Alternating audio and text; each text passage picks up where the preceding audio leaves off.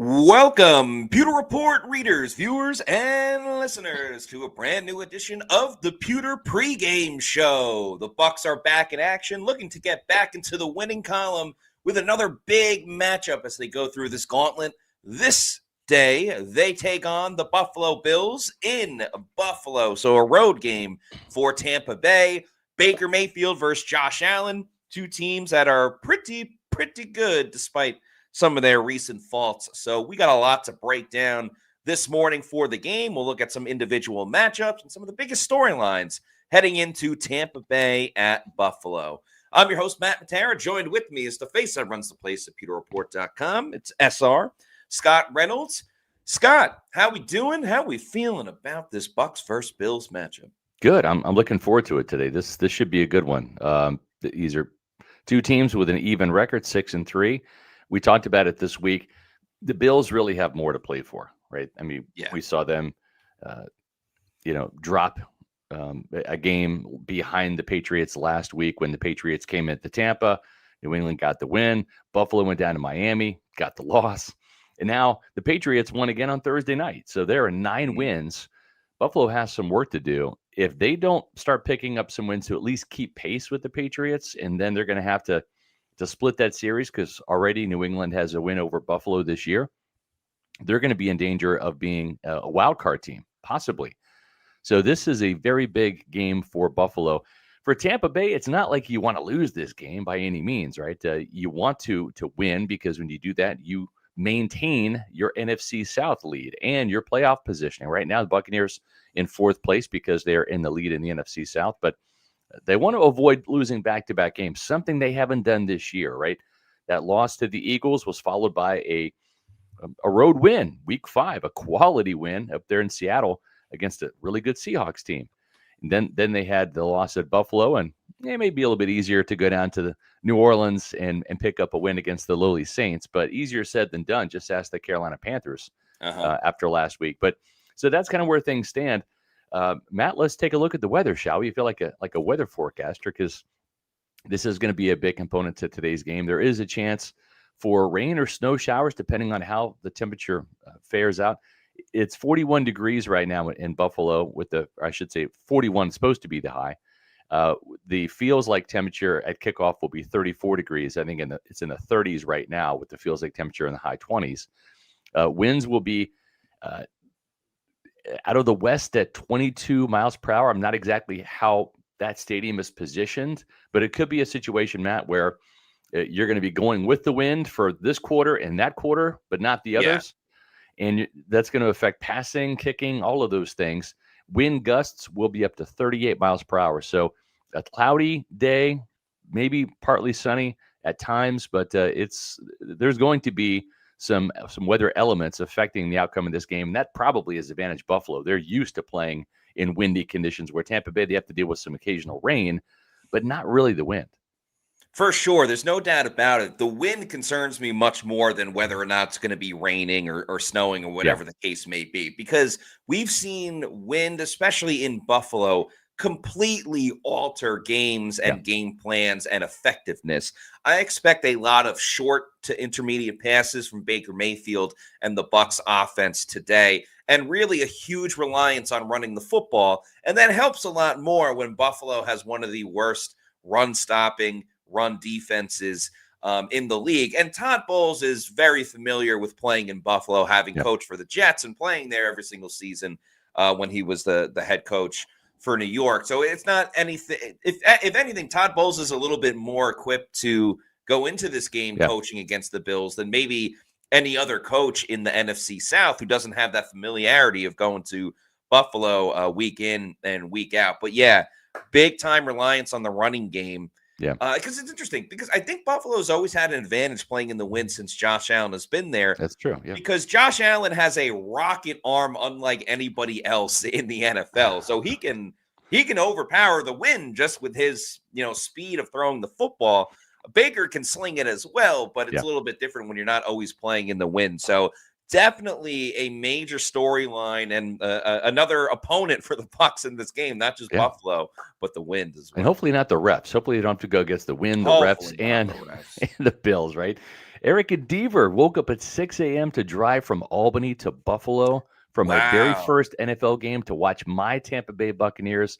Look out for my Pewter Report sign. Holy smokes. Thank you That is so much. so cool. That That would is be so great. freaking cool, Erica. Hopefully the Bucks bring you a win, and thanks I for your know. support. Yeah, that's tremendous. So thank you so much for listening to the Pewter pregame show on the way to the game, and for all of you Yeah. Buccaneer fans tuning in live, we greatly appreciate that. If you missed our live show, that's okay. As you know, we always have this show archived the minute it's over on Pewter Report TV for you to enjoy all the way up until kickoff. So we're super excited to have you here. Thank you very much. We love the comments and super chats too. Keep them rolling along.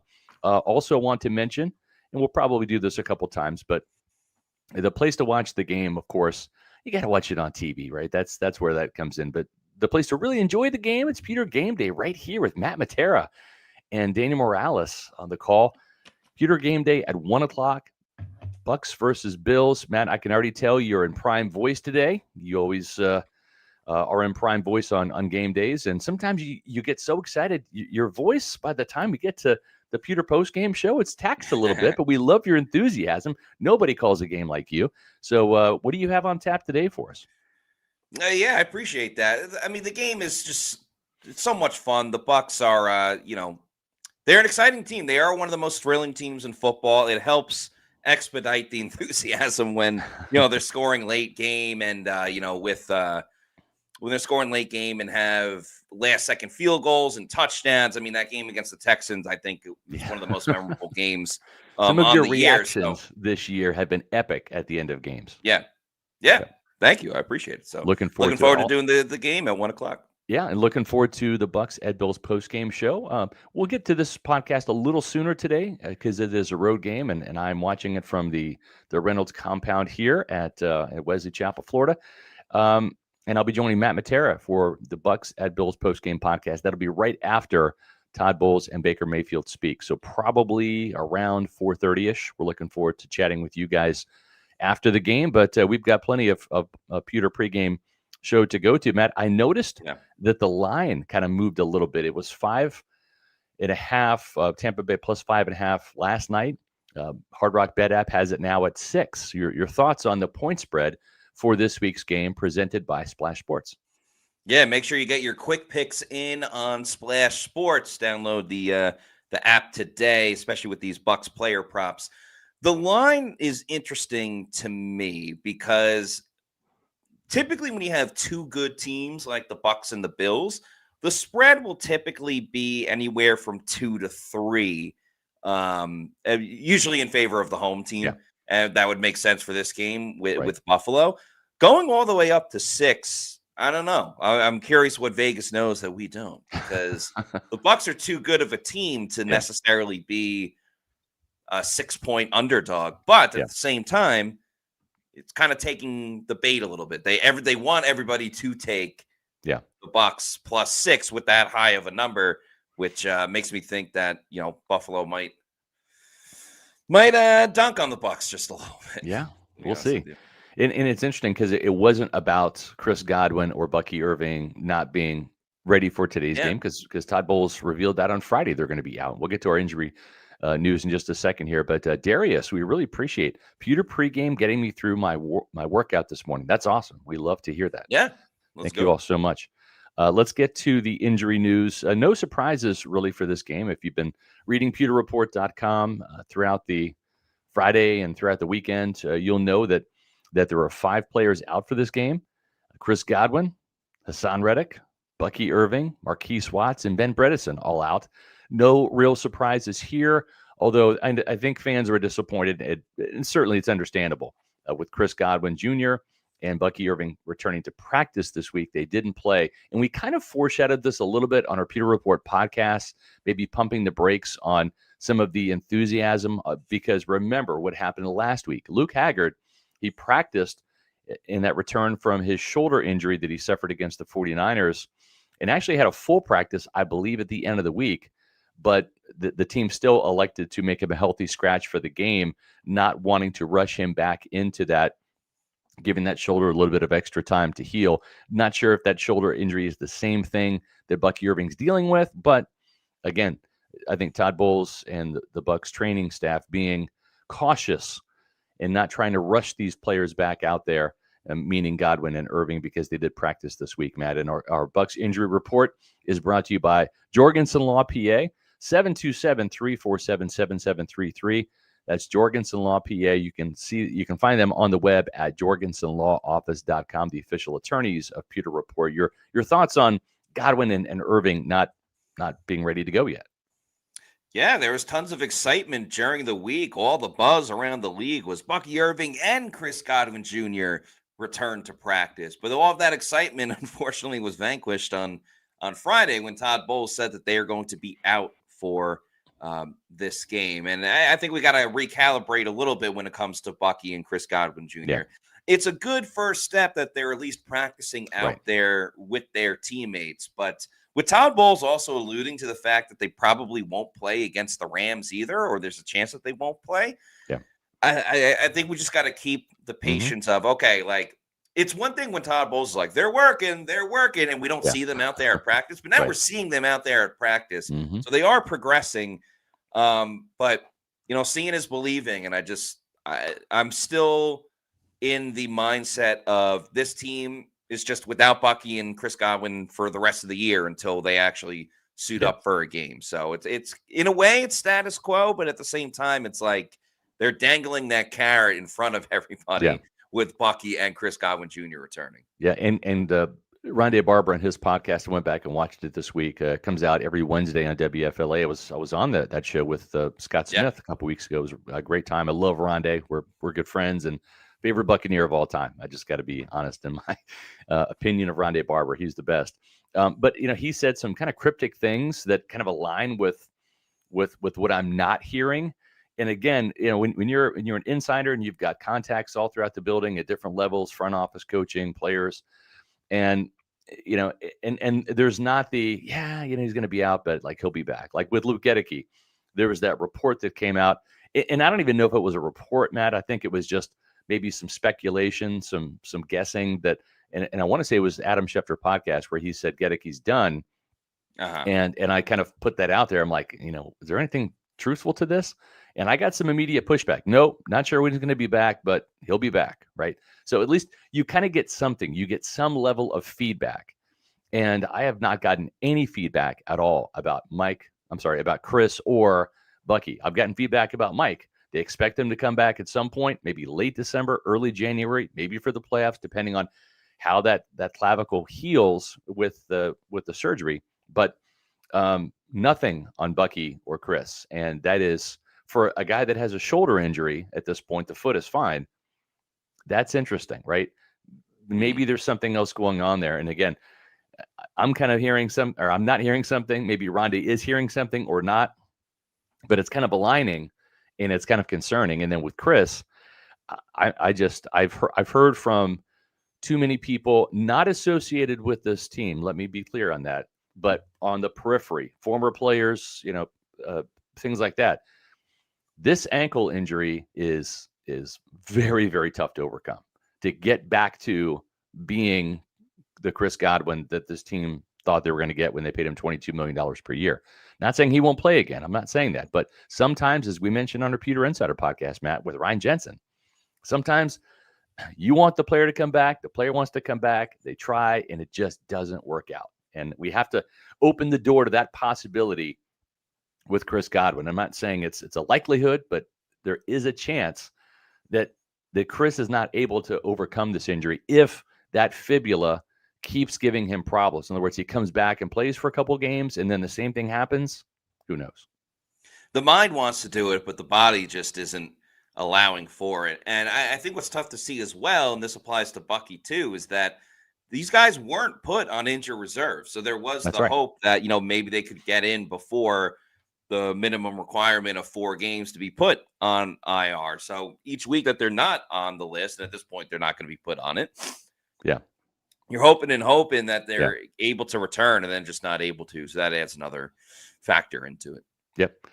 And, I think the other thing too is with Jalen McMillan, there's no guarantee he's going to be coming back this year. What I've heard is if he's going to come back, it's going to be December and probably late December.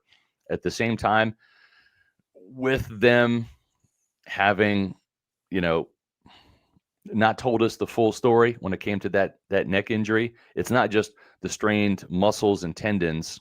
It's also some fractured bones up there too. They might just say, we don't want to Yeah. risk you coming back for a game or two and then have something happen that puts his 2026 season or the start of it in jeopardy. Yeah, I mean, he was in the locker room recently and still had that neck brace on. So, Yeah. I mean, we're talking about there's 14 days left in the month of November to get Yeah. to December. It happened in He sure as August. hell ain't playing in 2 weeks. I can tell you Right. that. Yeah. So it definitely feels like a late December type of thing if he's even able to go. But I'm with Yeah. you at this point. I think Jalen McMillan, it's probably better to suit up in 2026. Yeah. Yeah. And given what has happened with Chris, and Mike is a free agent, he'll be 32 next year. There's no guarantees he comes back. I mean, you're going to need him as a starting caliber receiver next year, and when he's healthy, that's exactly what he is. He is certainly a good number 2, number 3 at the very least. Let's get to some of these super chats we have rolling in here, Yeah. Matt. Yeah, we'll start with Kevin McDowell, who just became a Pewter Report Thank you. YouTube channel member, or at least did about an hour before the show. But thank you so much, Kevin, for joining. We appreciate you. Bucks Basement with a $4.99. Thank you very much. Says the only chance the Bucks have this game is to halt Allen and Cook. Take advantage of Bills' poor pass rush. This is an L. It is Bowles' midseason slump. Bucks Basement, I love you. Thanks for the super chats, man. They're a little pessimistic, but it's okay. We we're not sunshine and rainbows here. We try to tell like it is, and I've tried to kind of prep fans. Hey, like this could be 6-5 rolling into the Cardinals game, and I'm on record saying don't hit the panic button at 6-5. If it gets to 6-6, if this team drops that home game and loses 4 games in a row, right? Because you've already lost one to the Patriots. If you lose to the Patriots, the Bills, the Rams, and then to the Cardinals at home, feel free, push that button, push away. But right now, it's if this team were to lose today and then against the Rams, still not concerned because you're above 500 and there's plenty of games to go against lesser opponents that this team should beat. I think you're not as concerned because we've seen this story before. But Yeah. my concern would be more of like, okay, well, when you get to the postseason, your record against good teams isn't as stellar. And I understand they've had Yeah. some quality wins, but it's what have you done for me lately? And you True. went 0-3 against the 3 top level teams in the league. But I do agree with Bucks Basement in terms of today for defensively for the Bucks, it's all about stopping Josh Allen and James Cook, especially James Cook in the running game with the wind and everything going on. Yeah. They've faced great quarterbacks before. They went against Josh Allen a couple of years ago and didn't look too bad against them. But the splash plays allowed have really come back to bite the Bucks in their past couple of losses at Detroit, and then certainly against New England last week. I mean, the Bucks won almost every facet of the game except for the number of points on the on the board. So they got to try to avoid that today. For sure. Mark Fisher, thank you for the $4.99 super chat. Says Crossroads, Tampa wins and everyone is on the bandwagon again. Yes. Lose, and how often will we hear the sky is falling? Think we've got a real shot. I agree with you, Mark. I think you absolutely nailed it. You're spot on. I think the Bucks have a real shot in this game. Like this is one of those games, Matt. I won't be surprised if the Bucks win, and I won't be surprised if the Bucks lose. I could totally see this game going either way. It's going to come down to turnovers, which team can stop the run the better, and then which team manages the win better, right? And this might be one of those games where Todd Bowles, his game management, his clock management, his timeout usage has been spot on. I can't think of like a scenario or a particular stretch of a game where Bowles made a strategic game management error that resulted in a loss, right? I just don't remember that so far. And, they only have 3 losses, but still, like, I think Zach Beislein has been a quality under the radar addition that has helped him become a better game management coach. And this is one of those instances where, again, if it is super windy and it's blowing, and again, I don't know the positioning of that stadium. Is winds coming out of the west? Is that moving across the field, or is that moving like in your face one quarter and then with you the next? So I'm not exactly sure. But if this is one of those games where the wind is going to really affect you in 2 out of the 4 quarters, then it's going to come down to some of those strategic decisions, right? Going forward on 4th and 4 on offense might be better than trying a 49-yard field goal that might be in the wheelhouse in the range of Chase McLaughlin. But given windy conditions, you just don't know. Is that ball going to carry Right. during those 49 yards that it's going towards the goalpost, right? Those are some things that I think Todd Bowles is going to be tested on, and he will have to kind of rely maybe on some of that knowledge that he learned with the Jets. And also, too, Baker Mayfield. He's been in Tampa for several years now, but he did play in Cleveland. Very windy, gusty, rainy. That Cleveland Browns stadium. It's over there by the lake. So we'll see how the wind affects Todd Bowles' decision making in terms of going for it, field goals, and all of that. It's going to be the most important coin toss of the season for Tampa Bay. Could be. Let's also let's hope Baker Mayfield is riding the high of his Oklahoma Sooners upsetting Alabama in Bama yesterday. So that was good. I like that. Yeah, that was unless you bet on the over in Alabama. But yeah. Brian Shucker, thanks for the $10 super chat. Says, with Jamel playing as well as he is this year, is it not absurd to be doing this substitution stuff with the rookie, Benjamin Morrison, every game?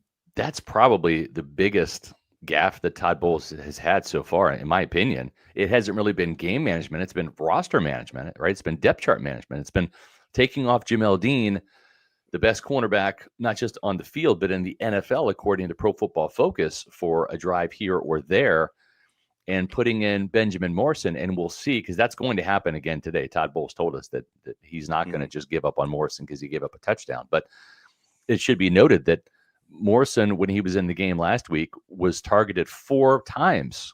Yeah. And he had 4 catches allowed, including that touchdown, and then also had a defensive pass interference call. So it's not even just you're taking your best cornerback off the field. You're putting a rookie on there who's going to get targeted immediately. And we'll see if Josh Allen continues that trend that Drake May certainly picked up on last week, Matt. Yeah, it's interesting because in theory, I like the idea of getting, the future of your team some reps early on. So by next year and him going into his 3rd season, he's going to have that experience of some playing time. But when Jamel Dean is playing as great as he has been this season, I think you have to alter those plans because you're in win now mode. You want to put your best product available on each side of the ball, but in this case, the defensive side. The biggest issue and the problem is going to be is that the blueprint is out now that New England said, okay, Benjamin Morrison's in the game, attack. Right. And they exploited that situation over and over again. I'm sure Buffalo watched all of that and said, okay, as soon as Benjamin Morrison's in the game, we're gonna, cut to this or alternate to that or whatever the case may be. And I don't know. We'll see how he responds in this game, but it's definitely a little bit more dicey than what previously was thought. That's right. The Guys Gifted has now been a Pewter Report YouTube channel member for 4 months. So thank you for your support. We appreciate it. Says, my mom's a Bills fan because she's from Buffalo and doesn't watch the games because they lose when she does. Trying to get her to watch this one. Always love the shows. Y'all are the best around. Thanks for the kind words. Yes. And hey, we all got to do our part to try to help the Bucs win. So that's right. Hopefully your mom can help out and watch the game today. Yeah. And thank you so much for being a Pewter Platinum member to Guys Gifted. Yes, really appreciate your support. Thank you. Thank you so much. Jacob with the $1.99 super chat. Thank you, Jacob. Says over under 3 more years for Bowles as the Bucs head coach. Very interesting question. So he will be, let's see, I think he'll be 62 next year. I think he turned 61 this year, I believe. He's also been on record. He's 61. He turns 62 on Tuesday. I think in a couple of weeks. Yeah. On Tuesday. Yeah. This Tuesday. Yeah. November 18th. Yeah. So he has gone on record saying he does not want to coach as long as Bruce Arians. Bruce Arians coached until his late 60s. So I I don't know what's the premise of the question. Does that mean like Todd Bowles gets fired within 3 years, or he retires within 3 years, or I both, think there's a or couple of either? I think it's a couple of factors. Like, Yeah, yeah, either if he wants to retire earlier, or if it's a little bit of a Tony Dungy situation where yeah, they're good but not good enough, yep, that type of thing. Oh man, if it's put it this way, if it's over 2.5 years, I'm taking yeah, the over. right. If it's over under 3.5 years, I'm taking the under. I think 3 is the true sweet spot right Yeah, there, because I do think there is a reality, and we'll see what happens this season, and we'll see yeah, what happens next season, especially with other moving parts about Mike Evans and Chris Godwin and stuff like that. We could be looking at a situation where the Bucs win the division, yeah, get bounced in the first round. Then next season, win the division, get bounced in the first round. And I think that's where the alarm kind of goes off on, okay, he's coached this amount of years. They've never yep, gone further than the second round of the playoffs, and that was hmm, Baker Mayfield's first yep, year. So we're talking about, 3-4 years in a row where you're only having wild card entries. yeah, Then, I think that might give a little bit more reason to, make a change at the head coaching position. At the same time, if they go further, like pretty much, if the Bucs make the NFC Championship game this year, Bowles to me is going to be good to go for the next, yes, 2 or 3 seasons. So that's I really what it agree. comes down to. Yeah, Matty Diamonds, ladies and gentlemen, right there, and also Yeah, too. I mean, About Matt's pewter picks and props. Just put that video, if you haven't watched it yet, I just put the YouTube link in there. Make sure you watch it right after this program is over at 10 o'clock. You want to make sure you get your prop bets in and your picks in. The new video from Matt Matera has dropped, and it is on yep. our Pewter Report TV YouTube page. You can also click on the link in the comments. Yeah, make sure you check it out. A couple Bucs props, Bills prop, spread over under, and some NFL picks as well. And I'll just say it, root for Jameis Winston and the Giants today. But I have the over in that one. John Yeah. Barlow has become a Pewter Report YouTube Thank you, channel member. John. Thank you so, Awesome. so much. We appreciate you. Jack Jarvis has now been a Pewter Report YouTube channel member for 10 months. Thank you. We appreciate that. Says, hot take. After today, Sean Tucker will take Rachaad White's spot. Well, it's kind of funny because just to peel back the curtain a little bit on our Pewter Insider Show for our Pewter Premier and Platinum members, if you're a Pewter Report TV channel member, YouTube channel member, and you're not at least a Pewter, I just said the term Premier. Thank you. Sorry, Platinum I'm old. Premier. Yeah. If you're not at least a Pewter Premier member, which is $9.99 a month, elevate to that because it gives you access to our Pewter Insider Show on Fridays. I thought this past show was the best one we've ever done. It was fantastic in terms of the fun we had with our predictions. That was one of your predictions that Sean Tucker goes off today and supplants Rachaad White as the number one running back. There'll still be a 1-2 punch, but Sean Tucker will get more carries, more touches than Rachaad White if he succeeds today, which I think he will, and I hope he does, because he's the more explosive back, and you think that too, Matt. And then when Bucky Irving comes back, Rachaad White, I think, has got that third down role locked up. But this is a chance for Sean Tucker to get more carries as a running back, and just 2.5 hours away from where he played college football in Syracuse, New York, upstate New York. I talked to him this week, and he's ready to roll. He was excited to get as many touches and yards as he got last week. That 18-yard run against the Patriots was the longest by a Bucs running back this year so far, and he's hopeful to have an even better day today against a really bad 30th ranked run defense that the Buffalo Bills have, allowing an average of 147.5 yards per game. Yeah, we'll see what the overall snap count total is, but and even if Rachaad White has more snaps than Sean Tucker, that's fine. But to me, Sean Tucker needs to have more rushing attempts than Rachaad White. I agree. Because I get it's a smaller sample size, but you look at the New Orleans game before the bye and then their first game coming out of the bye, it doesn't take watching the film again. It just takes the eye test of watching the game right in the moment. Sean Tucker just brings a little bit more when they are running the football. He's quicker, he's faster, he has the ability for the explosive play way more than Rachaad White does. Sean Tucker might even be faster than Bucky Irving, but Bucky brings so many more elements to the game. If you want to put your best product on the field, why not keep Yep. running with Sean Tucker. And as you mentioned, a bad Bills run stopping defense, certainly something the Bucs can take advantage of in this game. So I want to see Yep. more of Sean Tucker running the football. If you want to keep Rashad White I on the agree. field more for pass blocking, stuff like that, go Yeah. ahead. But Sean Tucker should lead this team in rushing attempts today. I'm with you. Preach, Matt. Paul, aka OG Baker Bros, now been a Pewter Report YouTube channel member for 15 months. Thank you Thank you. so much. Says, I think the team needs to have the mindset that Chris Godwin, Mike Evans, Bucky Irving, and Jalen McMillan are done until 2026. If they come back, it's a bonus, but we can't assume it's a guarantee this season. Today may be season defining. Yeah, I don't know if today is going to define the season or not. This team has lost to good teams. They've lost to a 7-2 Eagles team, a 6-3 Lions team on the road, and then a 9-2 Patriots team. So all of these losses, and if they lose to the Bills today, they'll have lost to a 7-win Bills team. So, there's no shame in losing to really quality opponents. And let's face it, Buffalo, folks, they're 15-1 in their last 16 games at Orchard Park. So yeah, they're really good. They have a home field advantage, unlike most teams in the league. Then you've got to go on the road in prime time out to LA and face a Rams team that is really finding itself right now. And who do the Rams play today? Do we know, Matt? I think they play the Seahawks, so that's definitely a tough game.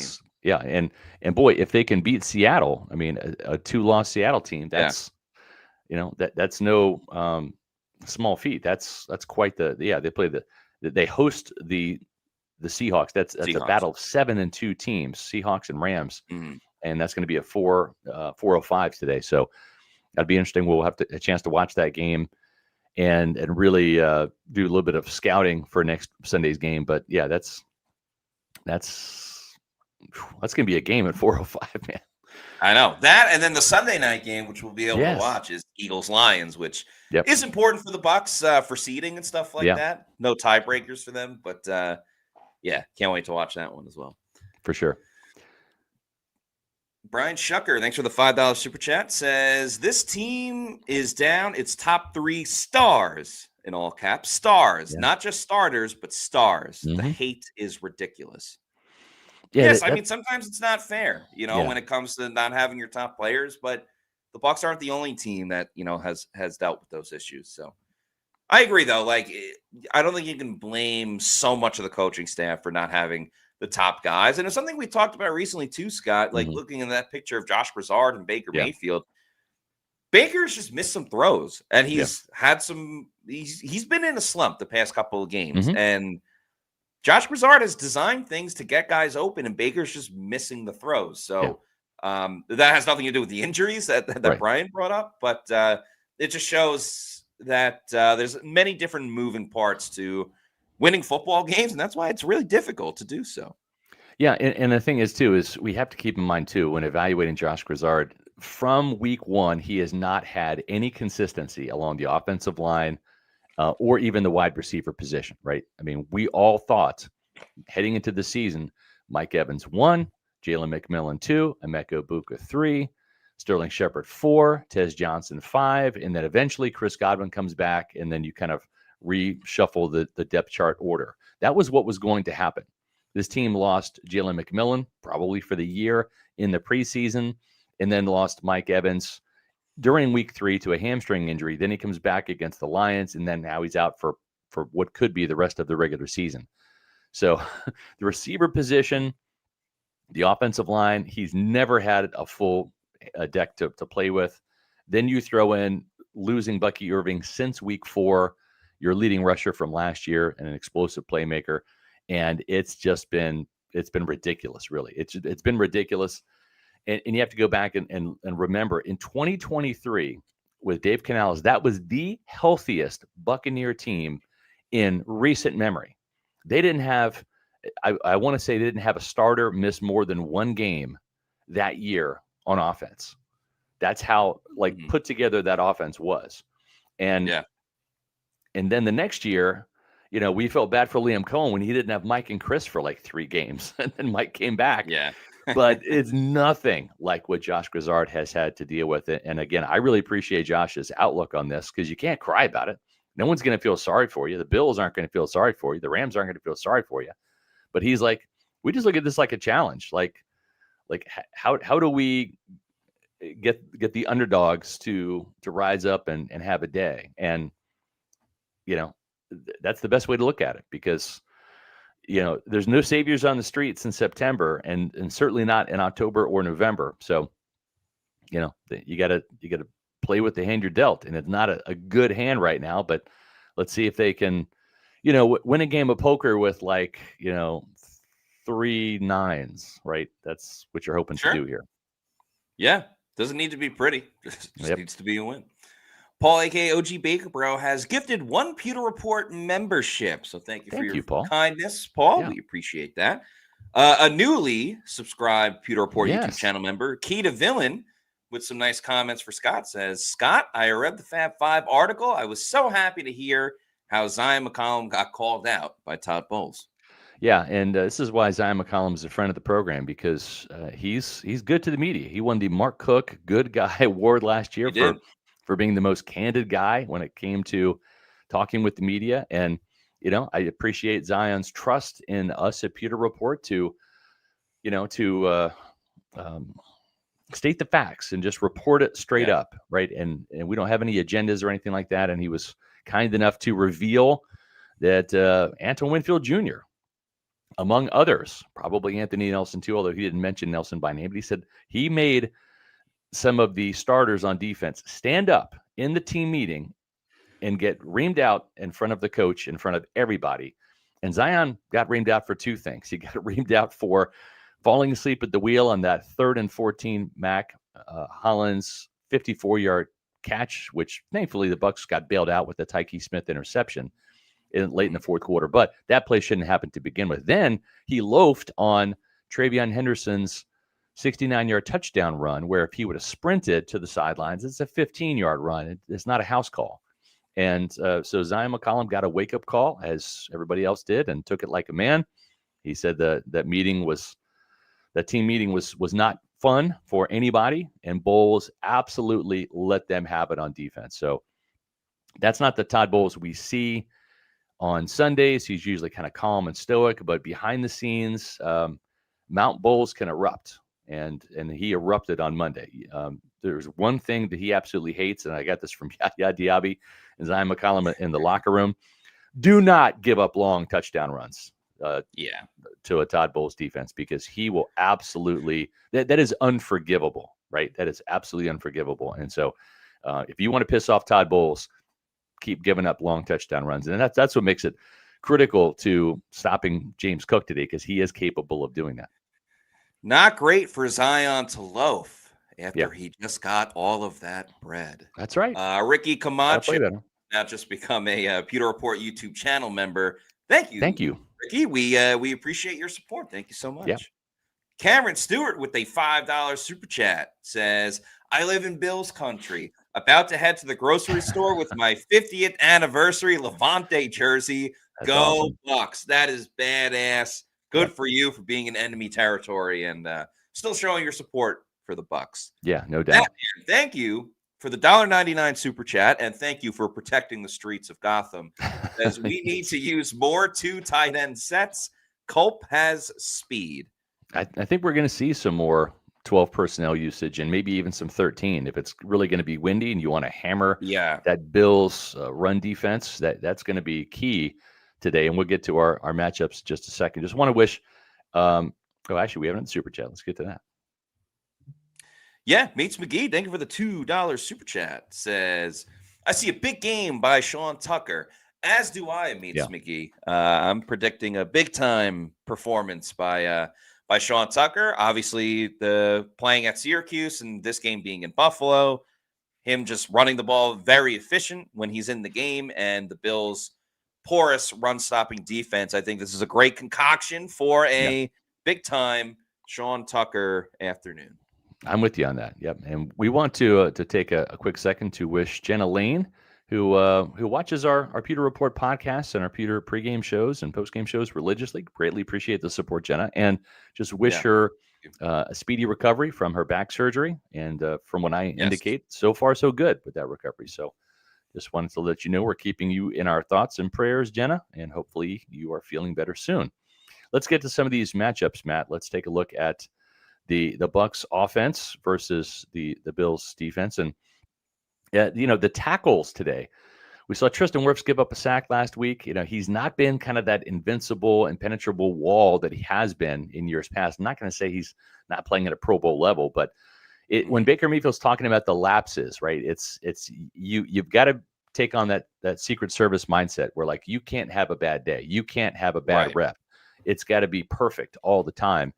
And Luke Edeke was pretty damn good in his return, but the strength of that Bills defensive front is Greg Rousseau and Joey Bosa up front. And both of those guys are capable of getting to Baker Mayfield. And we've seen when Baker Mayfield gets hit and sacked and pressured, he gets rattled, he gets skittish, and that leads to bad days. So I think these Bucs offensive tackles need to play even better than they did last week against the Patriots, because I think these Bills defensive ends are actually a little bit more dangerous. I'm going to take the Bucs offensive tackles. I like what Gedeke and Wirfs said.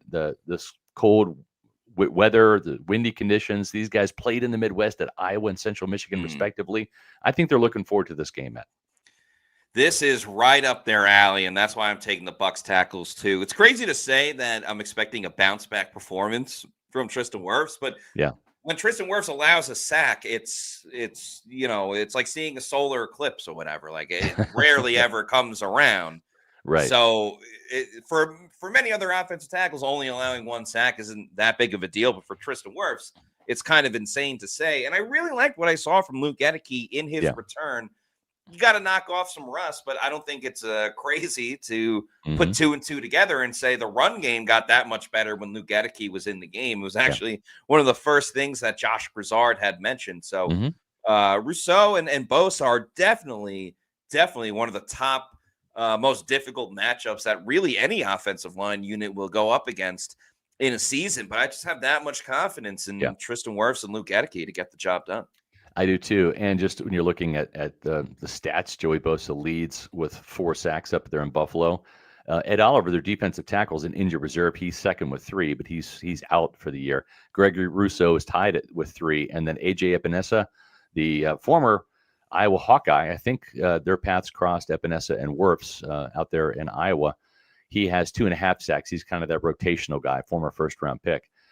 Now let's continue on with the Bucs interior offensive line versus the Bills defensive tackles. And again, without Ed Oliver, they're not as dangerous, Matt. But what they do have is they have some size, and that's given people like Graham Barton, the center, some fits in the past. A couple of the players that the Bucs will be seeing today, and the Bills play a base 4-3 defense. Daquan Jones, a former second-round pick out of Penn State. Big guy, 6'4", 320. He's got a couple sacks this year. Really one of their top run defenders, even though the Bills as a whole aren't very good. He is a good run defender. And then Deion Walker, the massive 6'7", 334-pound former Kentucky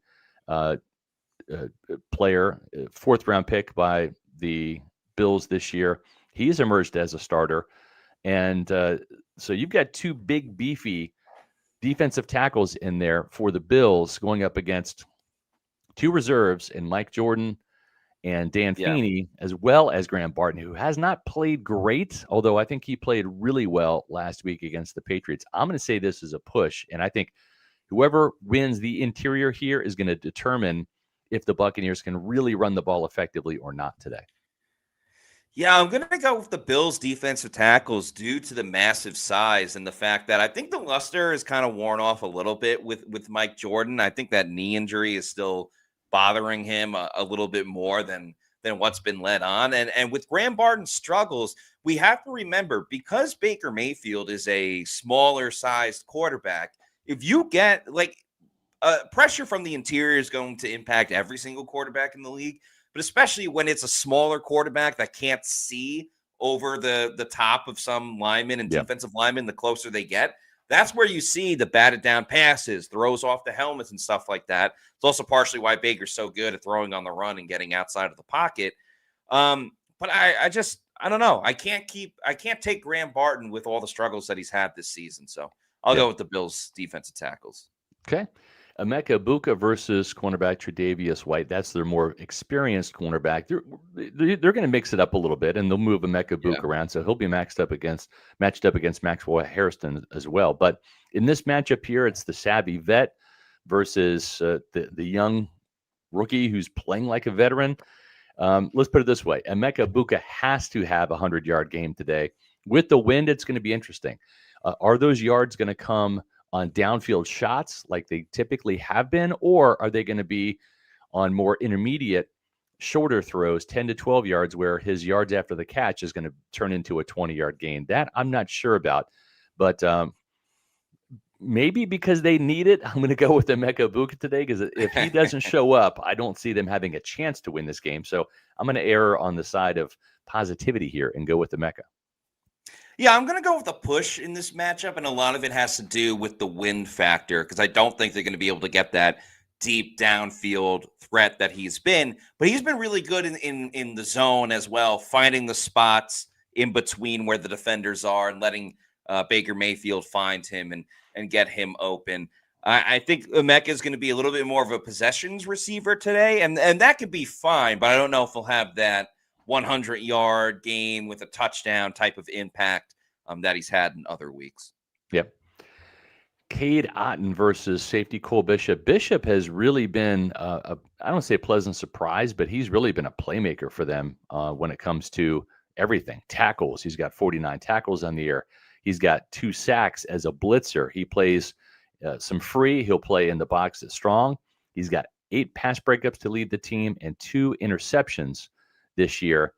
He can just do it all. He is kind of like their version of Antoine Winfield Jr. Cade Otton, though, when you think about the weather conditions and the fact that Baker Mayfield's going to wanting to dump off the ball quickly, well, Cade Otton is a very trusted target. So the biggest thing for Cade Otton, and we've already seen him lose an interception on that play up in Detroit, kind of getting it stripped away. And he also got crunched trying to make a catch on 3rd and 3 between 2 defenders, and kind of a predictable throw and catch. It's going to be critical for Cade to get open and box out and run good routes. Otherwise, Cole Bishop could be lurking for an interception. And this game's going to come down to the turnover margin for sure. Cade's going to get his targets. We'll see if he catches those and gets yards. But I like Cole Bishop. He's a name Buccaneer fans don't know, but he's a damn good player, and I think they're going to know him by the end of this game. Cade Otton had, it felt like 1,000 targets in the latest game going against the Patriots. I think what Cade Otton's biggest impact is he's always making catches that just get the Bucs a first down, or it's a 3rd down and he's able to get the extra yard and keep moving the chain. So again, his stats won't be out of control, incredible, but I think he'll find ways to impact the game, whether it's a big block or a key first down. So everything you said about Bishop still holds true. So that's why I'll take a push. Yeah. Tez Johnson, 4 touchdowns in the last 4 games. 2 of those came last week against the Bills when they needed it the most.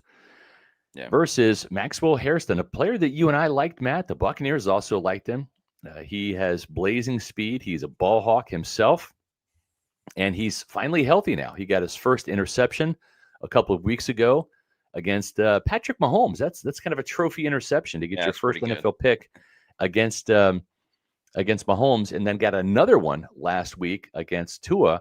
So back-to-back weeks that he has been on the field, he has made plays. So this is kind of an interesting matchup. I wonder if Sean McDermott is going to put rookie on rookie and try to get Hairston with his speed to try to blanket Emeka Buka and kind of take him out of the equation, or use bracket coverage against Emeka and just essentially try to wipe Tez off the map and lock him down, so at least he won't be a weapon today.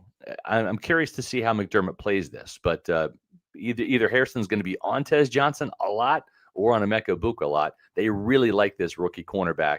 And for this particular matchup, Tez Johnson, Maxwell Harrison, I'm going to say it's a push. I think wouldn't be surprised if Tez gets a touchdown, and I wouldn't be surprised if Harrison gets an interception today. I'm so impressed with how Tez Johnson looked last week, and you called it, Scott. Just Tez Johnson being able to use his speed and quick twitch ability against a corner like Carlton Davis. Maxwell Harrison's a different type of corner than Carlton in some ventures of the game. But I think you're seeing that trust built more and more between Baker Mayfield and Tez Johnson. The targets have gone up a little bit more. The catches have gone up a little bit more. And I think Tez Johnson is really stringing them together. He's putting great routes on tape. And I think if you're Josh Grizzard, you got to be going, Baker, you see this? You see this? Yeah. Get him the football, because there were other routes where Tez Johnson was open and Baker just didn't see him. So I think there might be even a little bit more of a focus from Josh Grizzard and Baker Mayfield on Tez Johnson based on what he did last week. I think that'll continue into this week. So I'll go with Tez Johnson. I've been very impressed with what he's done. Yeah, me too. I'm impressed with the food over at Walk-Ons, and I'm not sure what is better, the food there or just the fact that they have every single game on, and there's not a bad seat in the house. They have that many TVs. That's right. The fan favorite is back, the starting lineup sampler, the boneless wings, the cheeseburger sliders, and the mozzarella logs. Matt, you know this. They're not called mozzarella sticks. They're mozzarella logs because they're actually that big, and they're fantastic. Some of the best appetizers right there on one platter. The starting lineup sampler is back. So make sure, if you're not watching the game at home, go out and have some great food and great drinks and a great atmosphere at Walk-On Sports Bistro, 3 Tampa Bay area locations, Wesley Chapel, Midtown Tampa, and Lakeland. Or if you want to watch the game at home, you know what? It's not too late. You can order some catering to go. That's right. You can just go pick up Walk-On's catering platters, serve up the wins at home. Take your event to the next level. If you're having a watch party today, Walk-Ons is a fantastic food option. Their new catering program is here. Order directly on the app or online at catering.walkons.com.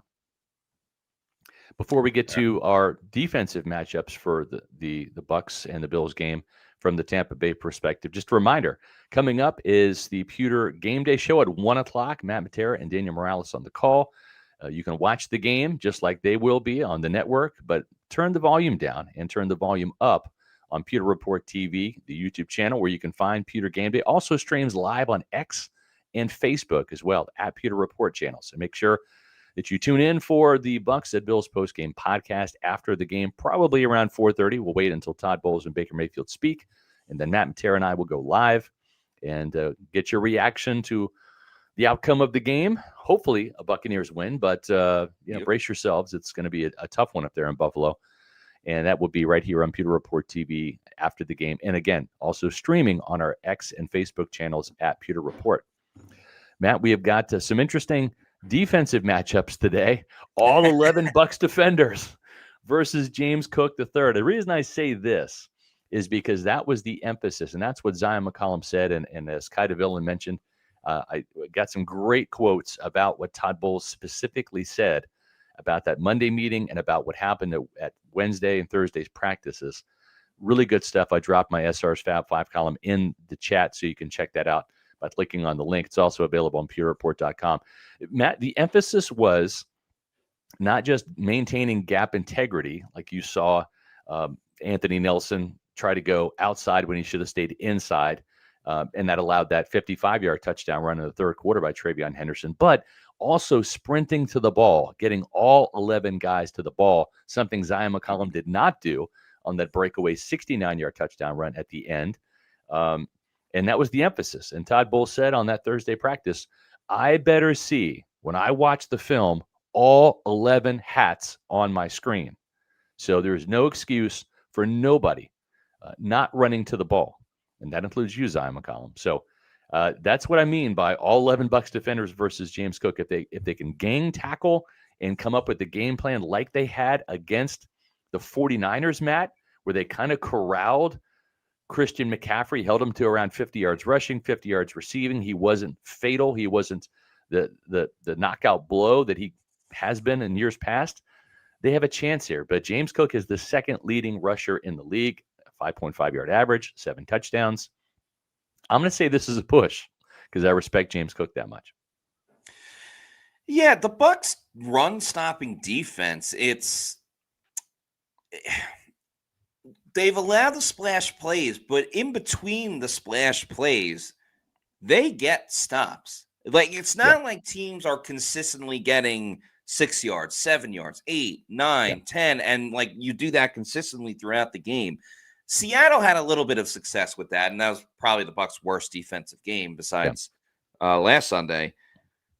So, like, when you factor that in, if the Bucs are going to be recommitted to hustle, getting stops, all of this stuff, I'm going to take everyone on defense because you're pretty much saying, are the Bucs going to allow the big play? Yeah. And if the answer is no, well, then they're going to do a good job of slowing down James Cook because they're not getting beat consistently. It's just the huge mistakes and the big hiccups, whether it's Right. Jahmyr Gibbs or Travion Henderson, what he did last game. So I believe the Bucs will get back to stopping the run, not allowing the big play, and forcing Josh Allen to beat you, which, if you want to put the game in the hands of the MVP, it's not the worst Right. plan in the world. But yeah, I think we're going to see an inspired effort Yeah. by Tampa Bay's run-stopping defense today. I will too. And I don't think there's going to be a breakaway 50-yard touchdown run. I do think James Cook is going to get loose for, a 20-yard gain here or there. And really what concerns me is he's not been involved that much in the receiving game. He is a dangerous receiver out of the backfield. And I just wonder Mhm. if the Bills don't try to exploit Servassier Dennis in coverage or Levante David in coverage with some of those swing passes that we've seen that have hurt the Bucs in the past. Elijah Roberts, the defensive tackle versus Florida, a former Florida Gator at right guard, Osiris Torrance. Torrance is a big man, huge human being, Mhm. and he plays right guard, 6'5", 347 pounds. Really good in the running game, and that's kind of an area where Roberts has struggled a little bit. If we're being honest, kind of gets blown out of his gap a little bit. He wasn't the culprit necessarily on that particular run play last week. It was more Anthony Nelson, but he did create part of that gap by getting knocked off the ball. But where Roberts can exploit Cyrus Torrance is in the pass game, where Mm. Torrance is just not a very good pass protector. Roberts has that initial quickness, and he had a sack last week. He's got two. I'm going to say this is a push. I think Torrance makes some hay in the run game, but Roberts, I think, has a chance to feast and get another sack when it comes to the pass rush. I've really enjoyed watching Elijah Roberts play and grow as a rookie throughout this league, throughout this season. Got more playing time, obviously, with, Kalijah Cansey out, but, he's been able to surpass Logan Hall. So I think Elijah Roberts is going to make an impact play today. Don't Yeah. know how. He made a couple Yep. impact plays last game with the sack. He also had a pass breakup on a third down that forced a Mm-hmm. punt. I don't know. He continues to ball out. I'm going to ride the hot hand with Elijah Roberts in this matchup. Well, the hot hand at nickel cornerback has been Jacob Parrish. He's had really good coverage this year, made some splash plays with some sacks. He's going to go up against wide receiver Khalil Shakir, Bills' leading receiver, kind of their underneath guy that will get, Yeah. some yards after catch, but he's not the downfield guy by any means. But, Matt, when you're talking about a windy game, this might be the short pass, dump off, quick slant type of game on both sides of the ball. The Bucs don't throw a lot of slants, but you might see these quarterbacks, especially when they're throwing into the wind, just not try to push the ball down the field. Keon Coleman will be a healthy scratch for this game. He's been a disappointment up there in Buffalo, but Khalil Shakir is a player that can move the chains and get the job done. He's also a red zone threat too. But I like Jacob Parrish in this game. I think that he's up for the challenge, and I'm going to go with the rookie cornerback in this particular matchup. Shakir will get some catches and yards, but nothing that's going to be a difference maker for Buffalo. Yeah, I like both of these players, which is why I'm going with a push. I think Jacob Parrish has done a great job as the nickel corner. I'm sure Todd Bowles didn't question any of the hustle and effort that Jacob Parrish has on a week-to-week basis. And Shakir is the top target for Josh Allen. He's obviously very comfortable with getting him the football. So they'll kind of scheme ways to get open, and it'll kind of be, death by 1,000 paper cuts if Shakir is getting the job done for the Bills. Yeah. So I'll take a push. Zion McCollum versus Joshua Palmer. Palmer will come back from that injury, and he'll be that more of a deep threat kind of guy. So when the wind is in Josh Allen's favor, and he's got a strong arm, don't be surprised if they try to take advantage of Zion McCollum, especially later in the games when Zion doesn't get a lot of targets and doesn't get a lot of action. He admitted it. He's prone to getting lazy sometimes, and that's exactly what happened at the end of that Patriots game with that Mac Hollins 54-yard catch. So I would expect we're going to see Josh Allen and Josh Palmer try to connect on a deep shot or two against Zion McCollum. I think he got the wake-up call, though. So Yeah. I'm actually going to give him the edge today in this particular matchup. I'm with Zion too, because there's no motivation like getting called out by your coach. Yeah. So I think that alone will inspire Zion for a hopefully a good game. Yep. And our final matchup, Tyke Smith, who had an interception last week. He also has a couple of sacks this year. He leads the team with 9 pass defenses. He's got the leading tackle total on this team with over 70, having a fantastic year. He's inspired by his Bulldogs win, too, over Texas last night. That was a hell of a game. I think he's going to make a splash play today against Josh Allen. And it might be a key tackle. You know, Josh Allen is such a threat in the lower red zone. Inside the 10-yard line, you got to be mindful of the bootleg. You got to be mindful of the quarterback draw. He has 2 rushing touchdowns against the Buccaneers in each of the times that they have played each other since entering the league back in 2021 and then also in 2023. So he is a red zone weapon. I think Tyke Smith comes up with either a big-time sack or an interception today or a forced fumble. But Josh Allen is Josh Allen. I'm going to call this a push, though. But this is also me giving Tyke Smith his props. Tyke Smith is playing at a very, very high level. That interception he had last week was unreal. Josh Allen is the MVP for a reason. So I'm going to go with a push, too, just because I think both players will certainly have their moments. It's a little bit easier for the quarterback to have moments because you get the ball on every single play. But, man, Tyke has been such a huge help for this defense this year. Yeah, for sure. And we'll see if he can continue to make plays for this Bucs defense. You all have made some big plays today for us. We've got a couple of super chats to go to before we wrap up the show. And thank you very much to Meets McGee. Yeah, appreciate Meets McGee for this $5 super chat. Says, Todd's defensive system has players doing a lot of thinking. I wish he would simplify it so that players can just react like the old Tampa 2. There is something to that. But I also think, too, there is something about the complexity and the different disguises. When it works, it works great. When it doesn't, that's where you see, Todd bring up that was a day one install. Okay, but there's been so many like layers since that day one install, Todd, that it's easy for him to look down the sheet and call a play. But that's why he puts a lot of value on drafting smart, intelligent football players. Yeah. Tyke Smith is brilliant, man. He is absolutely brilliant on the field. He wowed them in the meeting room at the NFL scouting combine. That was a big reason why they drafted him. Is not just the playmaking ability with his hands and feet, but it's also winning football from the neck up. I'll never forget when Larry Foote said, like, Tyke Smith, he could play in my day, which I think is one of the best compliments you can get for sure. Really any player in any sport with a former player talking about it. So I do agree, though. I think sometimes it's so complex and so out of control that, you just got to be like, hey, guard this guy or get into zone in this area. And I don't know. I mean, the defense has played better this season, but there are times I'm kind of like, can we just chill out a little bit with, all the chaos? Anyway, Richie P, thank you for this $20 super chat. Says, thoughts, fellas, on this parlay. Over 3.5 Tez Johnson receptions, over 38.5 Sean Tucker rushing yards, over 4.5 Cade Otton receptions, and over a half reception by Sean Tucker. That's a payout of plus 1,300. Not going to lie, a couple of these picks may or may not be in Pewter Picks and Props. I will say the one that I would be most concerned about, even though it just takes one, is the Sean Tucker receptions. He does not have that good of hands, especially compared to Rachaad White.